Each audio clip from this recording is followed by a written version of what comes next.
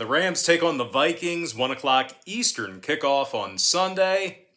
LA's minus 3.5, totals 49. And if you want to see which one of these free YouTube picks on this video that I'm actually betting on personally, there's only one way to do that, and that's to sign up for my NFL tier package picks on brockpage.com.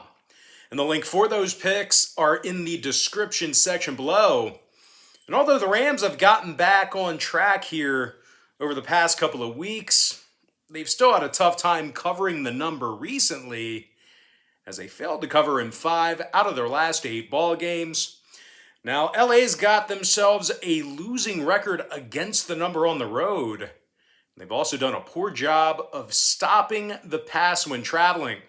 Now, as a matter of fact, this Rams defense currently find themselves in the bottom 5 in the NFL in defensive passing on the road. They're taking on a Vikings team who won 4 out of their last 6 ball games. And they also went 6-3 against the point spread in their last 9. And although the Vikes are currently in the top 10 in the NFL in passing yards per contest, it's actually been their defense who's played quite well at US Bank Stadium. Eric Kendricks leads the club in tackles with 127 of them, along with 5 sacks and a couple of interceptions. Meanwhile, Harrison Smith has 91 tackles on the season himself, along with 3 sacks and 6 PBUs. Now, the Vikes are currently in the top 10 in fewest points allowed per contest at home. When it comes to the injury report, Westbrook and Chisena are questionable for Minnesota. Meanwhile, for Los Angeles, Havenstein, Williams, Gaines, and Rochelle, they are questionable for them. When it comes to the total in this one, 4 out of Minnesota's last 6 contests at US Bank Stadium fell under the number. Meanwhile, 2 out of the Rams' last 3 fell under the posted total themselves, 70% to the under in their last 10. I'm going to lean toward Minnesota plus 3.5, under 49. Next matchup, Bills, Patriots, 1 o'clock Eastern start time. New England's minus 2 with the total at 43.5. But despite a really good stretch of games here for the Pats recently, they are coming fresh off a double-digit loss to Indy in their last outing. And as good as they've been here recently, New England still has themselves a losing record at Gillette Stadium. For some reason, this Patriot defense is currently in the bottom 10 in the league in rush yards allowed per contest on their home turf. Now, they're taking on a Buffalo squad who still has a winning record on the road this season, despite kind of a turbulent stretch of games here lately. And as good as New England's defense has been this year, we're actually looking at a Buffalo defense who currently leads the NFL in fewest yards allowed per play. Jordan Poyer has 83 tackles on the season and 5 interceptions. Meanwhile, Tremaine Edmonds leads the club in tackles with 89 of them, along with an interception as well. Now, Buffalo's got the number 1 pass defense in the NFL. Meanwhile, offensively, Buffalo's scoring over 28 points per contest. Now, injury-wise, Sanders and Lotulelei are questionable for Buffalo. Klein is out. And for some reason, the movie just started. Why did this happen? That's bizarre. Very strange. But anyway, that's cool. Literally like 4 minutes into the video. But anyway, moving on. Injury-wise, what do we got here? Sanders and Lotulelei, they're questionable for Buffalo. Klein is out. Meanwhile, for New England, Aguilar's out. Harry and Harris are questionable. And when it comes to the total in this one, Buffalo saw 4 out of their last 6 ball games get over the posted number. The Bills are also 4-3 to the over in their road games. Now, New England went 60% to the over in their last 10 themselves. I'm going to lean toward Buffalo plus 2, over 43.5. Next ball game, it is going to be Buccaneers, Panthers, 1 o'clock Eastern start time. Tampa Bay is minus 10, totals 43. Now, Tampa got the W in 4 out of their last 5 ball games, and they actually failed to cover just once during that stretch. The Buccaneers are still leading the entire NFL in scoring on average per game, as well as passing yards per contest. Tom Brady's thrown for over 4,300 yards this season, along with 36 touchdowns. And although his top two receivers aren't in action here Sunday, Antonio Brown, he's probable to return. And if you think it's just all offense in Tampa Bay, you may want to think again, as this Buccaneer defense is in the top three in stopping the run. They're squaring off against a Carolina offense who throws for just $195 per contest. The Panthers have also had themselves a tough time hanging on to the football, as they currently rank in the bottom 10 in the league in offensive turnovers. When it comes to playing in Charlotte, the Panthers lost 5 out of their last 7 contests at Bank of America Stadium. Now, injury-wise, Irving, Moore, Darnold, and Hoskins are questionable. Meanwhile, for the Bucs, Sherman, Bell, Dean, and Edwards are questionable for them. Meanwhile, the following players are out for the Bucs: Winfield and Evans. They won't be playing today, and Godwin is out for the season. Now, Tampa's gone 12-4 to the over in their last 16 divisional contests. So if you're into historical trends, certainly think about that. Meanwhile, the Panthers saw their last 5 straight all get over the total themselves. I'm going to lean toward Tampa Bay -10 over 43. Next matchup, Lions-Falcons, 1 o'clock Eastern kickoff. Atlanta's -6, totals 42.5. But despite being favored at home, the Falcons played their absolute worst football in Atlanta. As a matter of fact, the Falcons lost 5 of 6 at home this season, and they successfully covered the point spread just 1 time in those games. This Atlanta offense scores fewer points per contest at home than any other team in the NFL. Meanwhile, defensively, these guys are allowing nearly 28 points a game. Now, they're taking on a Detroit team who's been quite good against the number here this season. The Lions went 5-1 against the spread in their last 6 ball games, and they're also 64% against the number for the entire season. And although the Lions really don't, do a whole lot correctly, they have been able to establish a solid run game on the road, as they currently rank in the top 5 in rush yards per game away from home.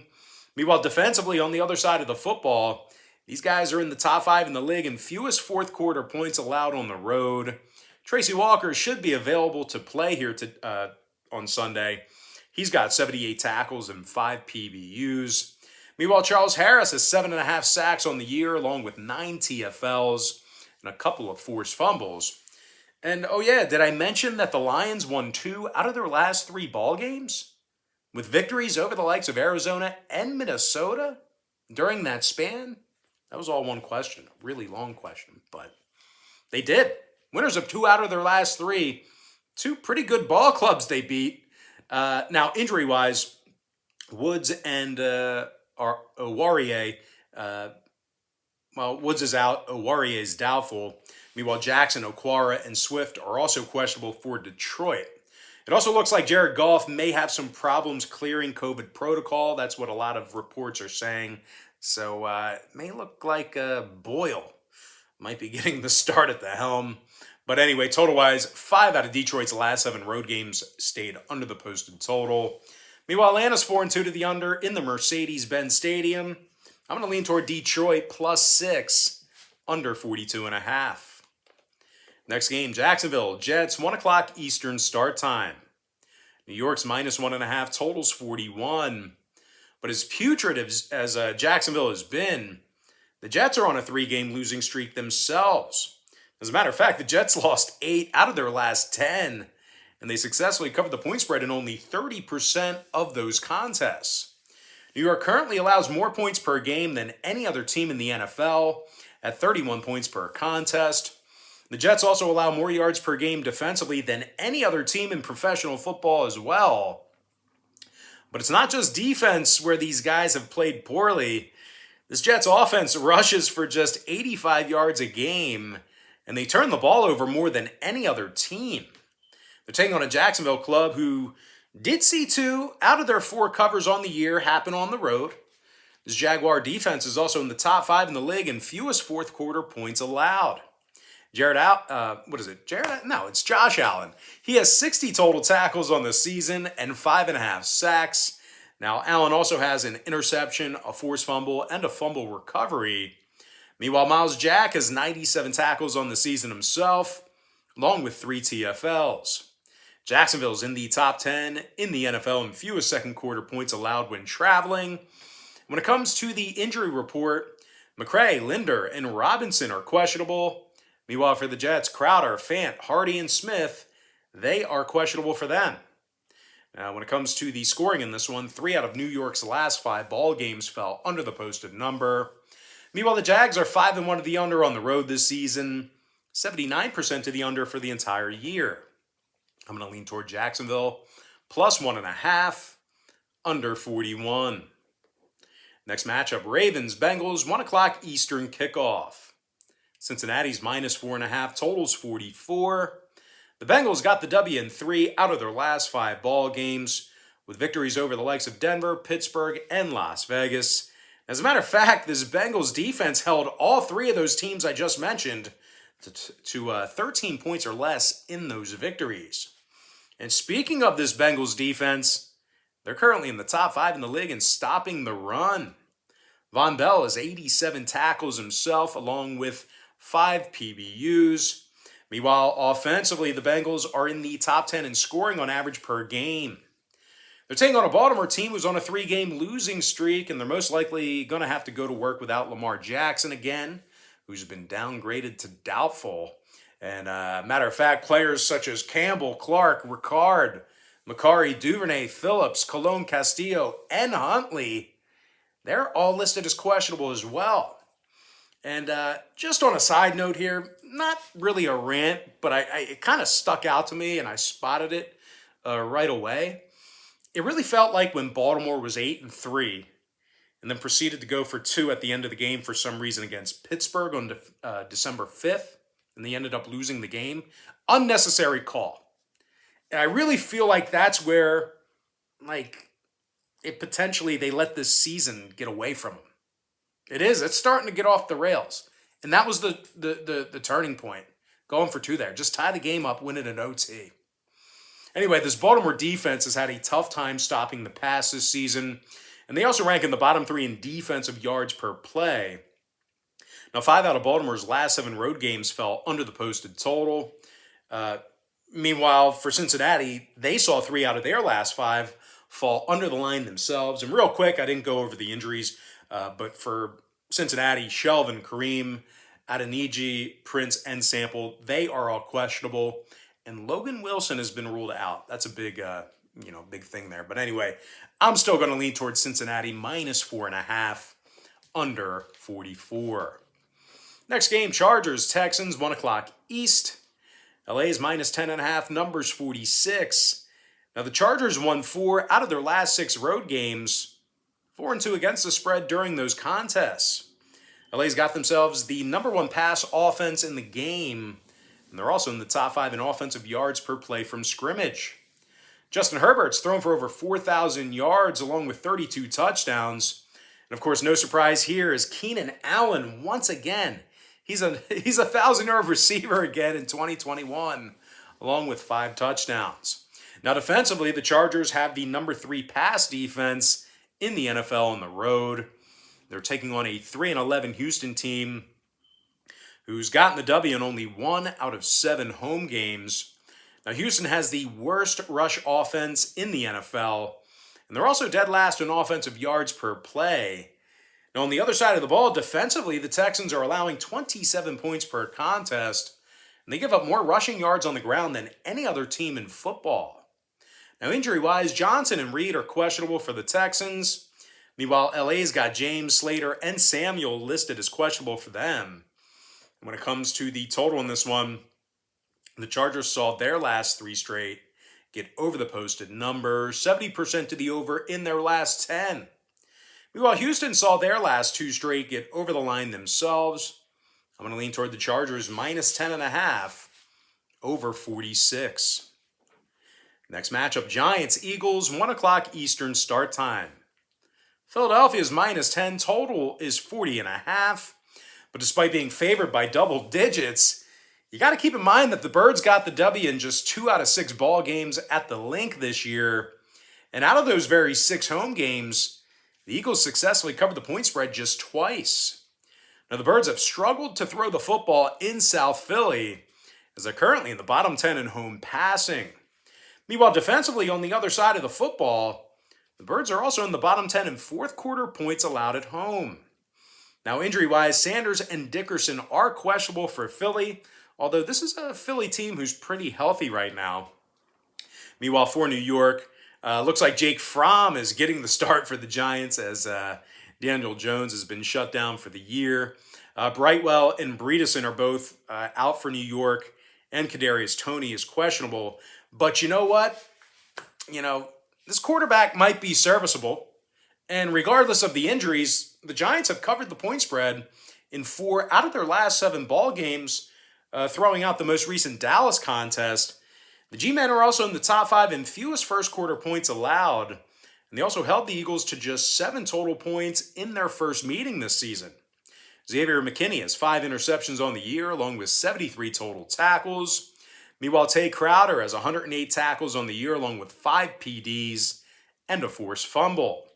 Now, total-wise, somehow, New York saw contests with the Chargers and Rams get over the posted number. Meanwhile, Philadelphia won 4-1 to the over in their last 5 home games themselves. I don't think the over is going to be a very popular play here, but I'm going to do it. Give me the Giants plus 10 over 40.5. Next contest, it is going to be Bears Seahawks 4:05 Eastern kickoff. Seattle's minus 6.5, totals 41. The Seahawks got the W in 2 out of their last 3 ball games. And that includes a victory over San Francisco, where they put up 30 points. Seattle's also shown the ability to cover the point spread despite their struggles as well. They've covered the number in 5 out of their last 8 ball games, throwing out that Washington contest. Now, the Seahawks defense is in the top 5 in the NFL in fewest points allowed per contest. Quandre Diggs has 5 interceptions on the season and 82 total tackles. And speaking of tackles, Bobby Wagner and Jordan Brooks, they've combined for over 300 tackles between the two of them this year. And all those tackles, well, they most certainly help these guys rank in the top 10 in the NFL in fewest fourth quarter points allowed. They're squaring off against the Chicago team who lost 8 out of their last 9 ball games.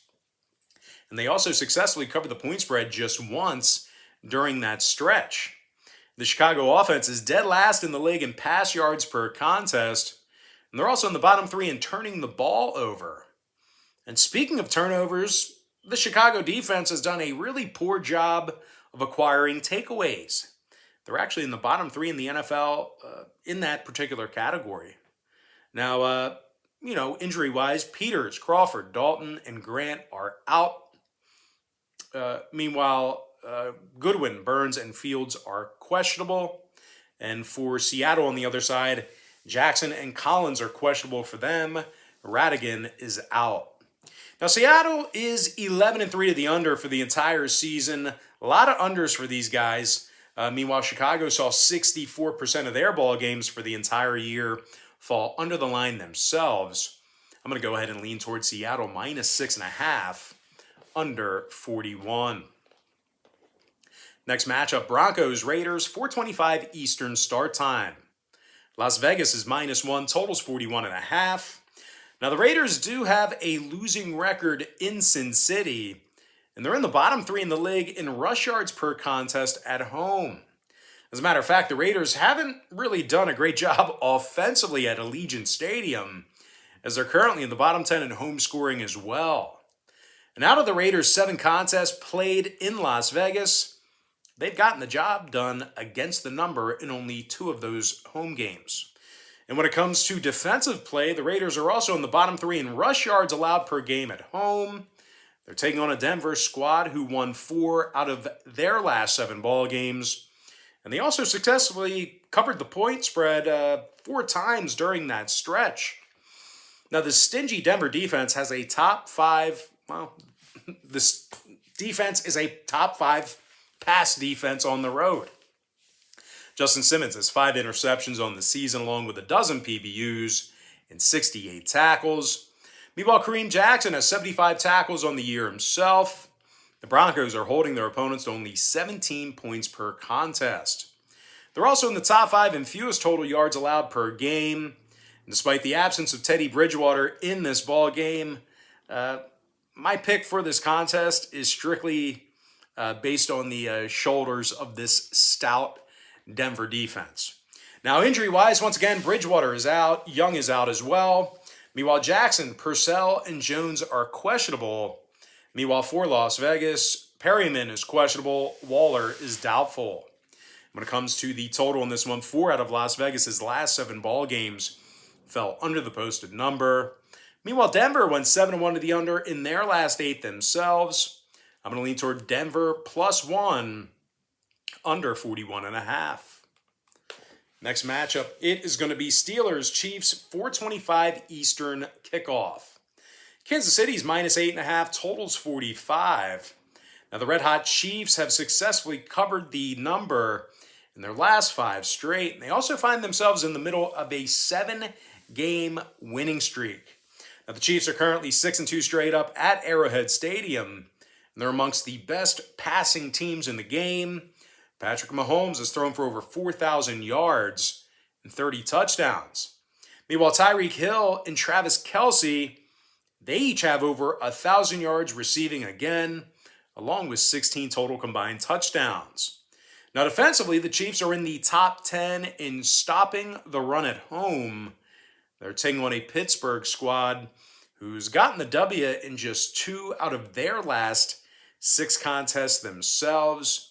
This lackluster Pittsburgh offense has rushed for only 84 yards a game, and they're scoring only 20 points per contest. Now, defensively, on the other side of the football, the Steelers have one of the worst rush defenses in the NFL. When it comes to the injury report, Freiermuth and Johnson are out for the Steelers. Meanwhile, for Kansas City, Jones, Ward, and Snead, they are questionable for them. When it comes to the total in this one, Kansas City's last 2 straight both got over the posted total. Pittsburgh went 60% to the over in their last 10. I'm going to lean toward Kansas City, -8.5, over 45. Next final matchup, it is going to be Washington versus Dallas, 8:20 Eastern start time. The Dallas Cowboys are -10, totals 47. The Cowboys have been outstanding against the point spread this season, as they're currently 11-3 against the number for the entire year. And that's good for 79% in that particular category. The Cowboys have one of the most powerful offenses in the NFL, and they currently lead the league in offensive yards per play at home. Now, Dak Prescott's thrown for nearly 3,500 yards, along with 25 touchdowns. Meanwhile, Zeke Elliott and Tony Pollard have combined for over 1,500 yards on the ground. Now, defensively, the Cowboys are in the top 10 in fewest points allowed per contest. They're taking on a Washington team who lost their last 2 straight, and they rank in the bottom 5 in road scoring. Meanwhile, defensively, the football team's amongst the worst teams in the NFL in defending the pass. They're in the bottom 3 in the league in that particular category. Now, injury-wise, Mayo, Samuel, Settle, Gibson, Smith-Williams, and Reyes are questionable. And when it comes to the total in this one, Washington's 4-3 to the over on the road. Meanwhile, Dallas saw 4 out of their last 6 contests at Jerry World get over the line themselves. I'm going to lean toward Dallas -10, over 47. And with that, guys, now it's time for our quick pick recap. Powered to you by my website at brockpage.com. I like Minnesota +3.5, under 49. Buffalo +2, over 43.5. Tampa Bay -10, over 43. Detroit Lions +6, under 42 and a hook. Jacksonville +1.5, under 41. Cincinnati -4.5, under 44. LA Chargers -10.5, over 46. New York Football Giants +10, over 40.5. Seattle -6.5, under 41. Denver +1, under 41.5. Kansas City -8.5, over 45. Before I give you my next and final free pick for the video, one final reminder that if you want to access my premium NFL tier package picks on BrockPage.com, the link for those picks are in the description section below. I'm going to lean toward Dallas -10, over 47. And with that, guys, that's going to do it for me. Don't forget to check me out on BrockPage.com. If you guys do end up getting a membership here today on my website, just keep in mind you're going to get billed the day you sign up and then the first of every month following that. But most importantly, guys, got to thank you for joining me right here on YouTube. I really hope you enjoyed all this great free content, all this great free information. And with that said, guys, happy Saturday to you. Merry Christmas to you. And I look forward to seeing you later on today on my website at BrockPage.com.